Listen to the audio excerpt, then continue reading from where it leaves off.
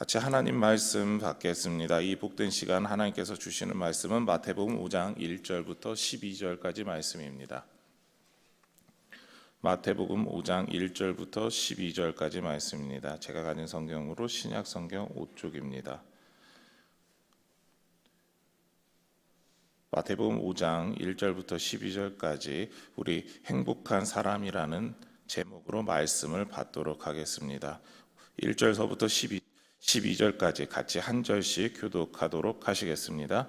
예수께서 무리를 보시고 산에 올라가 앉으시니 제자들이 나온지라 입을 열어 가르쳐 이르시되 심령이 가난한 자는 복이 있나니 천국이 그들의 것이며 애통하는 자는 복이 있나니 그들이 위로를 받을 것이며 온유한 자는 복이 있나니 그들이 땅을 기업으로 받을 것이며 의에 줄이고 목마른 자는 복이 있나니 그들이 배부를 것이며 긍휼히 여기는 자는 복이 있나니 그들이 긍휼히 여김을 받을 것이며 마음이 청결한 자는 복이 있나니 그들이 하나님을 볼 것이며 화평하게 하는 자는 복이 있나니 그들이 하나님의 아들이라 일컬음을 받을 것이며 의를 위하여 박해를 받은 자는 복이 있나니 천국이 그들의 것임이라.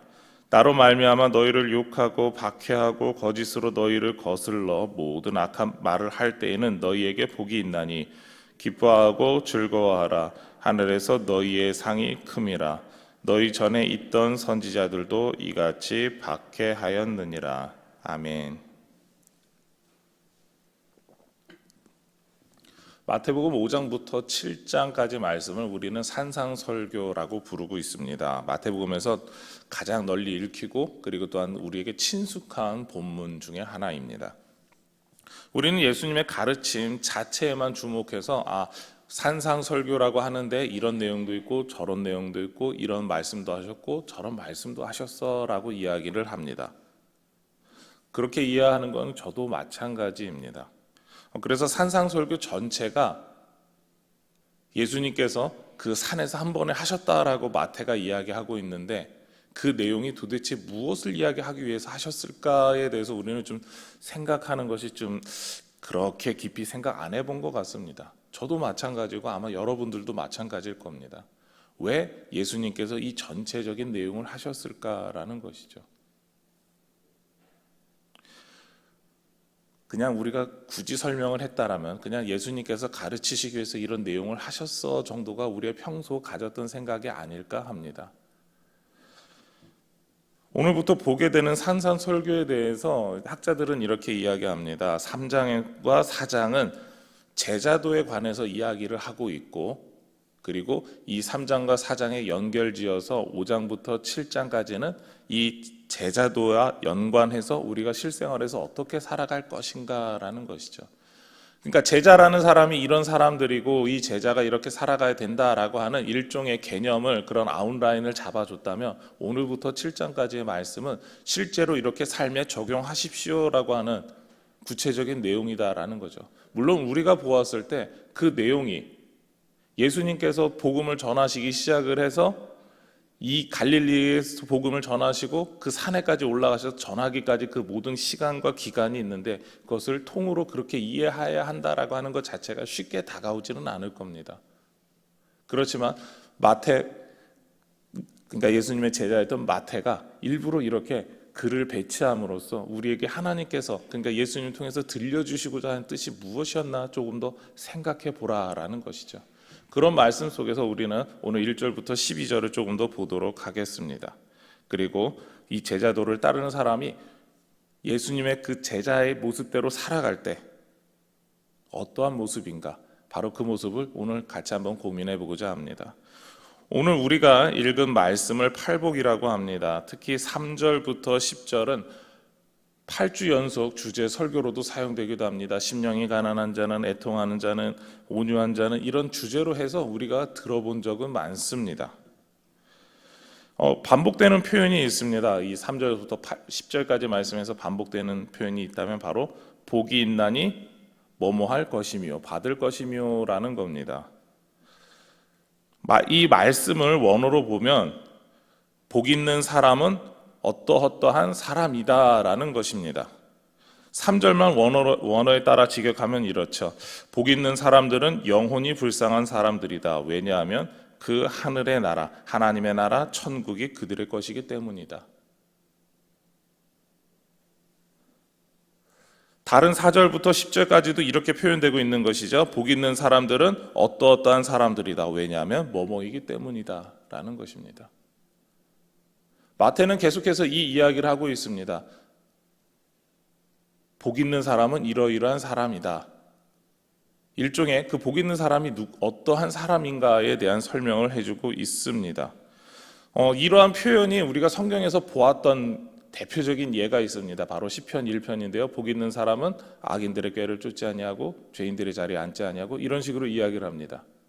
가장 그 비슷한 형식이라고 볼 수가 있죠. 그리고 심지어 이렇게 표현하는 것은 당시 예수님이 이 땅에 오셔서 말씀을 전할 당시에 랍비들이 사용했던 그런 방식이기도 하다라고 합니다. 그렇지만 성경에서도 랍비의 교육에서도 예수님처럼 복 있는 사람은 이러이러한 사람이다. 복 있는 사람은 이러이러한 사람이다라고 하는 반복을 사용하지는 않았다라고 합니다. 우리가 시편 1절을 다시 한번 생각해 봐도 복 있는 사람은 이라고 시작을 하고 그 다음은 또다시 복 있는 사람에 대한 이야기는 나오지 않습니다. 그리고 당시들이 랍비들이 이 복 있는 사람을 표현한다라고 할지라도 아침에 처음 가르침을 시작할 때 복 있는 사람은 하고 했으면 그냥 그걸로 끝이었다. 혹은 며칠 있다가 다시 한번 할 정도였습니다. 그만큼 많이 사용되지 않았던 그런 표현이었다라는 것이죠.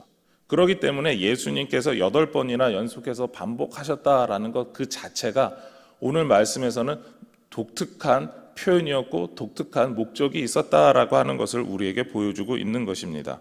그런데 이렇게 사용한 표현이 11절과 12절에서도 나오고 있습니다. 11절 마지막에 너희에게 복이 있나니라고 하시며 11절과 12절이 한 문장으로 연결되어 있다라고 하는 것을 우리에게 보여주고 계시죠. 그러나 팔복에서 사용된 문장과는 좀 다른 형식으로 사용되고 있다라는 것입니다. 많은 학자들이 11절과 12절을 포함하여 구복이다라고 명칭하진 않습니다. 많은 설교하셨던 분들도 그렇게 부르지 않습니다. 왜냐하면 다른 의미가 있기 때문이죠. 어떤 학자들은 팔복은 3인칭의 동사가 사용되고 마지막 복은 2인칭의 동사가 사용되었다라는 것을 말합니다. 예수님의 말씀을 듣는 사람들이 예수님에게서 이건 어느 누군가의 복이야, 이게 복 있는 사람의 모습이야 라고 했던 모습을 듣다가 갑자기 11절과 12절에서는 무엇이라고 이야기합니까? 이것이 너희의 복이야 라고 하는 표현으로 바뀌어버리고 있다라는 것이죠. 그래서 학자들은 이렇게까지 이야기를 합니다. 팔복의 내용을 확대 적용한다라는 것이죠. 또한 다른 학자들은 팔복은 왜냐하면 뭐뭐이기 때문이다 라고 하는 후반부의 설명이 붙지만 마지막 복은 기뻐하고 즐거워하라 라고 하는 명령을 내림에 주목하고 있습니다. 강력한 명령 혹은 당부라고 말하고 있는 것이죠. 여지껏까지는 그냥 이러이러한 복 있는 사람은 이러이러한 사람이다 라는 것에 초점이었다면 이제는 그러기 때문에 너희들은 복 있는 사람인데 기뻐하고 즐거워하라 라는 것이죠.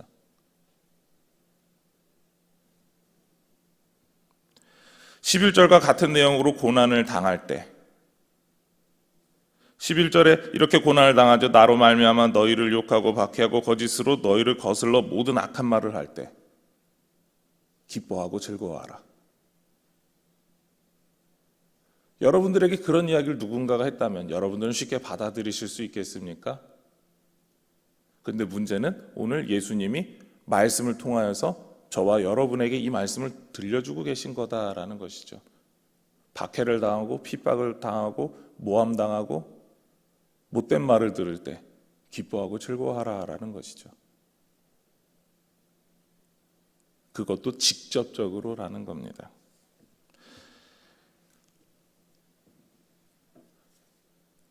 오늘 말씀은 이렇게 말할 수 있습니다. 예수님의 말씀을 듣는 복 있는 제자에 대해서 더욱더 생각해 보아야 한다라는 것이죠. 그리고 예수님께서는 이 복 있는 제자는 이런 사람이다라고 알려주고 계시는 것입니다.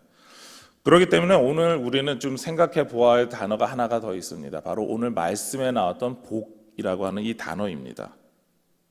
우리가 이 복이다라고 할 때 세상에서의 잘됨, 세상에서의 성공, 어려움이 없음 등을 생각할 수가 있습니다. 또한 하나님께서 직접 복을 내려주시기를 원합니다라고 하는 바라서 복을 빈다라는 의미의 축복 등의 내용을 생각할 수가 있습니다. 그러나 오늘 말씀은 원어적으로 보게 되면 호이 마카리오이라고 하는 복 있는 사람들이라고 하는 뜻입니다. 행복하다라는 것이죠. 이 단어 자체가 행복하다, 기쁘다, 유복하다라고 하는 뜻을 지니고 있고요. 그리고 이 단어는 다른 사람의 부러움을 사는 삶을 누리는 사람들에 가까운 표현입니다. 그래서 정신적 상태나 마음이 행복하다가 아니라 인생의 상태 그 자체가 행복하다라고 느끼고 있는, 그리고 그렇게 받아들이는 삶의 모습을 뜻하는 것입니다. 그런 자세를 뜻하는 것이죠.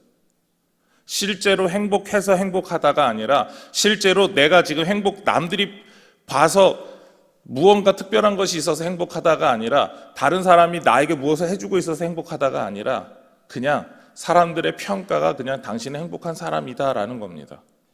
뭔가 좀 말이 상당히 모순되지 않습니까? 이게 좀 앞뒤가 안 맞는 것 같은데 그냥 쉽게 이야기하면 11절의 삶과 같이 사람들이 욕하고 박해하고 거짓으로 모함하고 폭언을 행함에도 나는 행복한 사람입니다 라고 말할 수 있는 것, 그것이 바로 오늘 우리가 읽었던 이 산상 설교에서 처음 시작하는 그 내용의 모든 내용들이다라는 것이죠. 이것이 바로 오늘 말씀에서 사용된 복이라는 단어의 의미입니다.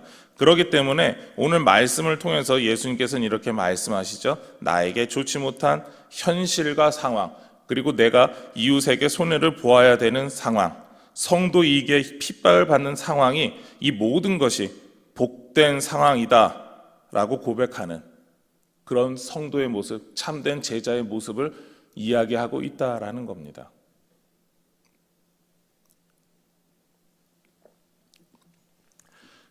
남들이 보았을 때 괜찮다, 행복한 겁니다. 남들이 보았을 때 너 인생에 있어서 괴로운 일들을 당하고 있잖아, 누군가가 너를 미워하잖아. 그런데 우린 뭐라고 이야기합니까? 행복하다라는 겁니다. 이렇게 한번 생각해 보시기 바랍니다. 힘들고 어려운 상황에서 행복하다는 말이 쉽게 나올 수 있을까요? 저는 쉽게 나오지 않을 것 같습니다. 아니, 저도 쉽게 얘기한 적이 없는 것 같습니다.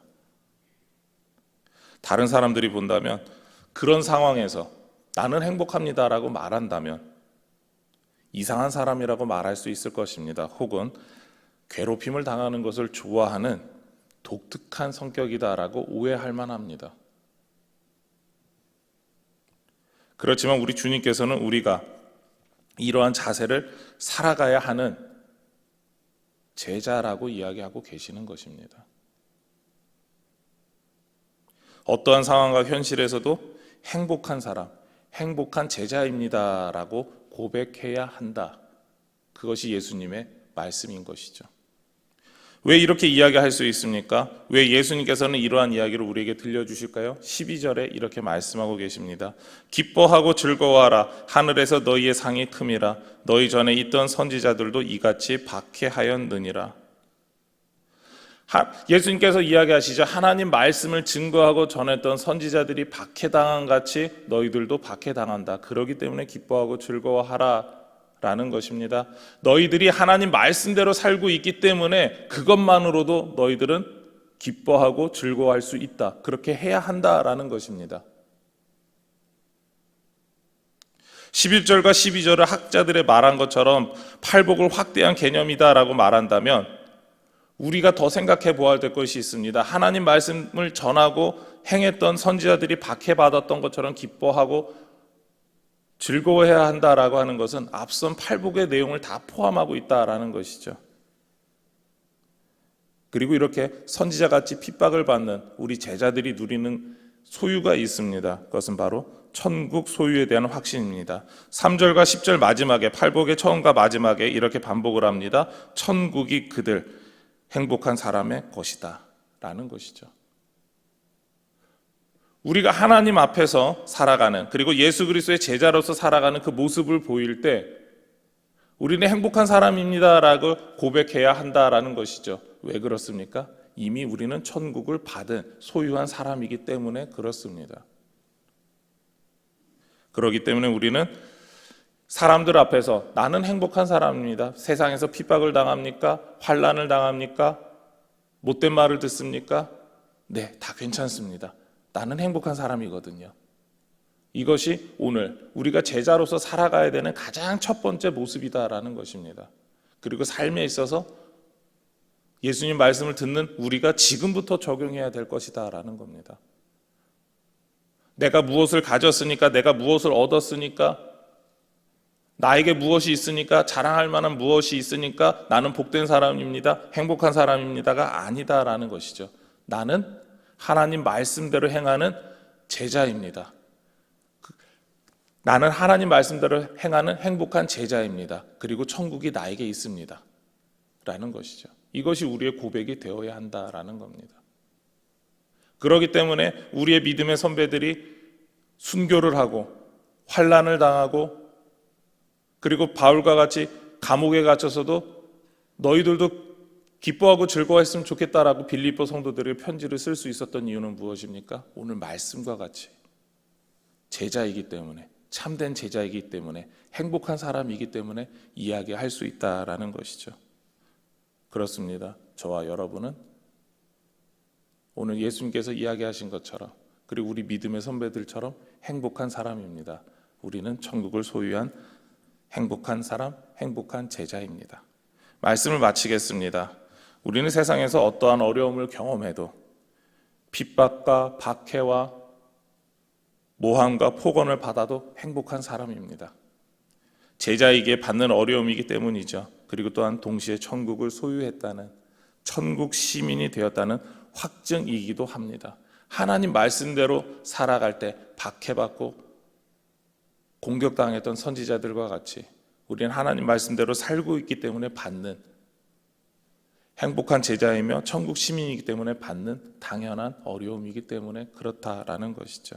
그렇기 때문에 우리는 이야기할 수 있습니다. 나에게 어려움이 계속해서 있고 힘든 일이 있다. 시험이 아니다라고 하더라도 왜 어려움이 있을까? 아니, 시험이라면 이렇게 계속해서 어려움이 닥쳐올까 등의 많은 생각을 하시는 분들도 있을 겁니다. 그런데 그 결론이 무엇입니까? 우리가 하나님 말씀대로 살아가는 참된 제자이고 천국 시민이기 때문에, 하나님 말씀대로 사는 것을 다른 사람들이 보지 못하기 때문에, 그렇게 살아가는 것을 원하지 않기 때문에 경험하게 되는 그런 행복한 사람의 모습이다라는 것이죠. 오늘의 삶에서, 매일의 삶에서 예수 그리스도의 제자로 살아가는 우리가 행복한 사람이다라고 하는 것을 되새기면서 날마다 멋지게 살아가시는 저와 여러분의 삶이 되기를 소망하며 축원합니다. 이 시간 우리 화면을 보면서 기도 제목 같이 읽도록 하겠습니다. 예수 그리스도의 제자된 우리는 행복한 사람이라고 고백하기를 원합니다. 제자로 살아가는 우리는 핍박과 박해와 모함과 폭언을 받을 때 천국 시민이라는 확증이기에 행복한 사람임을 잊지 않게 하옵소서. 이 시간 우리 기도하도록 하겠습니다. 하나님 감사합니다. 오늘도 주님께서 우리에게 크신 은혜 가운데, 오늘도 우리에게 말씀 가운데 주님의 은혜를 누리게 하심을 감사합니다. 우리가 여러 가지 어려움을 당할 때 왜 이런 어려움들이 우리에게 다가왔을까라고 하면서 우리는 억울해하고 원망하고 같이 사람들과 멱살이라도 잡을까라는 생각을 할 때가 있습니다. 그렇지만 오늘 예수님께서는 우리에게 우리가 그렇게 받는 것, 우리가 그런 어려움을 받는 것, 하나님 말씀대로 살아가는 제자이기 때문에, 예수 그리스도의 참된 제자이기 때문에, 천국을 소유한 행복한 사람이기 때문에 받는 것이다라고 이야기해주고 계십니다. 아버지 하나님, 우리가 그 말씀 가운데 그 뜻대로 주님의 뜻 가운데 살아갈 수 있도록 날마다 행복한 사람임을 잊지 않게 하여 주시옵소서. 아버지 하나님, 우리가 겪는 어려움, 그 모든 것 가운데 우리가 날마다 하나님과 함께하는, 그리고 예수 그리스도의 뜻대로 행하는 그런 제자임을 잊지 않게 하여 주시고, 주님의 뜻을 우리의 삶의 모습을 통하여서 어떤 어려운 순간에도 주님을 바라보며 행복해하며 그렇게 살아가는 그 모습을 통해 주님을 증거하고 나타낼 수 있는 우리 모두의 삶이 되게 하여 주시옵소서. 이 모든 것 예수님의 이름으로 기도드립니다.